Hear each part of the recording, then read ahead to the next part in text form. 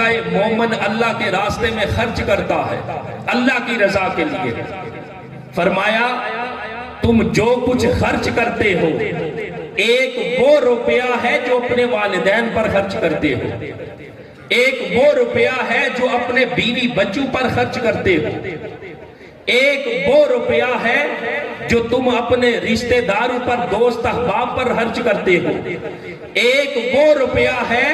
جو تم اللہ کے راستے میں خرچ کرتے ہو۔ فرمایا جاننا چاہتے ہو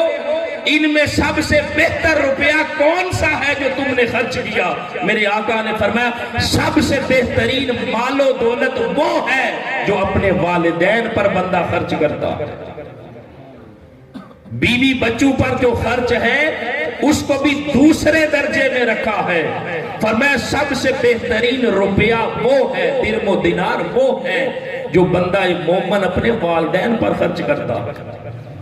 آج تو اولاد الا ماشاءاللہ دین اسلام کی وجہ سے ہمیں شعور بھی ہے، دین اسلام کی تعلیمات کی وجہ سے ہمیں آگہی بھی ہے، لیکن اسی معاشرے کے اندر کچھ اولاد ایسی بھی نظر آتی ہے جو اپنے والدین کو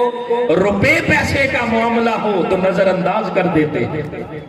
اور ان کے مقابلے میں اپنے بال بچے کو فوقیت دیتے ہیں۔